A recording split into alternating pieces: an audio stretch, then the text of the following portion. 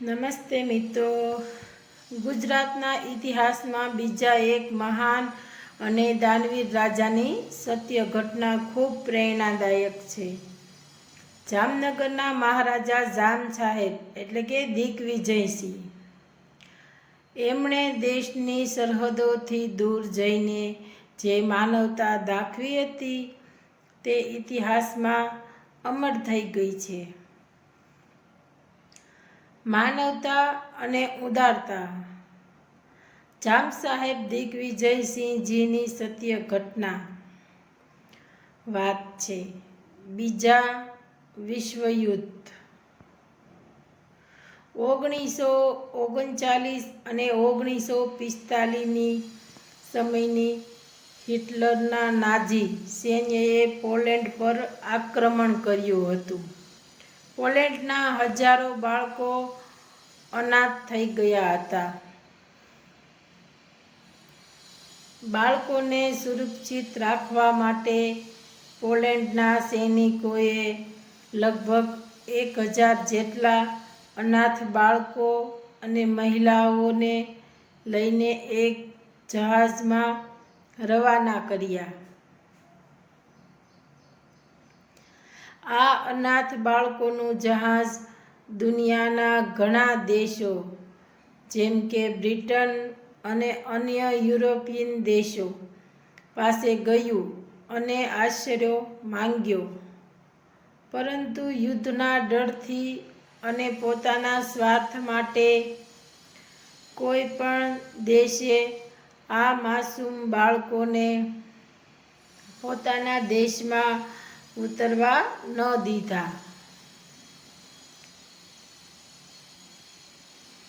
અંતે આ ભટકતું જહાજ ભારત સુધી પહોંચ્યું. મુંબઈના બંદર પર પણ અંગ્રેજ સરકારે તેમને રોકાવાની મંજૂરી ન આપી. જ્યારે આ વાત જામનગરના રાજા મહારાજા દિગ્વિજયસિંહજીને ખબર પડી ત્યારે તેમનું હૃદય ધ્રુવી ઉઠ્યું. તેમણે અંગ્રેજ સરકારના વિરોધ અને આંતરરાષ્ટ્રીય દબાણની સહેજ પણ પરવા કર્યા વગર એ પોલિશ બાળકોને પોતાના રાજ્યમાં આવકારવાનો નિર્ણય કર્યો. તેમણે જામનગર નજીકના બાલાછડી વિસ્તારમાં આ તમામ બાળકો માટે ખાસ રહેવા, જમવા અને શિક્ષણ અને રમતગમત માટેની સુંદર વ્યવસ્થા કરી આપી.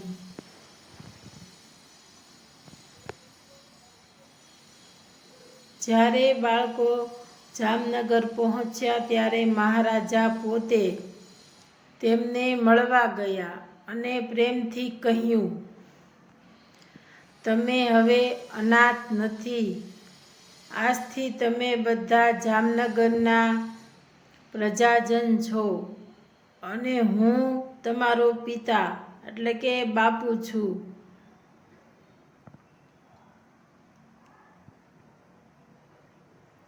તેમણે પોલેન્ડના બાળકોને પોતાની સંસ્કૃતિ અને ધર્મ જાળવી રાખવાની પૂરી છૂટ આપી.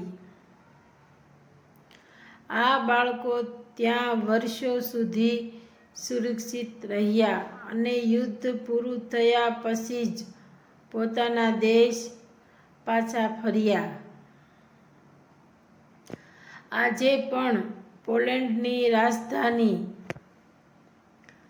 વોર્સોમાં મહારાજા દિગ્વિજયસિંહની પ્રતિમા છે અને ત્યાંના લોકો તેમને ગુડ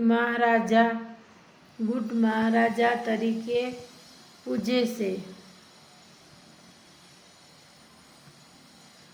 આ ઘટનામાંથી મળતી પ્રેરણા.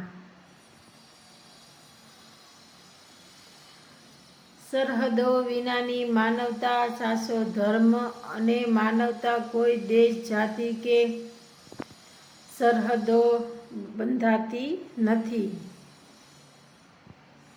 નિર્ભયતા, બીજાના ભલા માટે જો સાચો નિર્ણય લેવાનો હોય તો મોટામાં મોટા દબાણ કે અંગ્રેજો જેવા સત્તાધીશો સામે પણ ડરવું ન જોઈએ.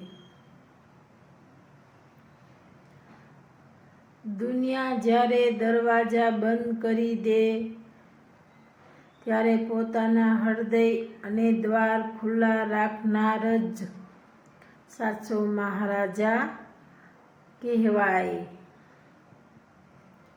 તો તમને આ વાર્તામાંથી શું શીખ મળી, શું પ્રેરણા મળી એ કમેન્ટમાં જરૂરથી જણાવજો.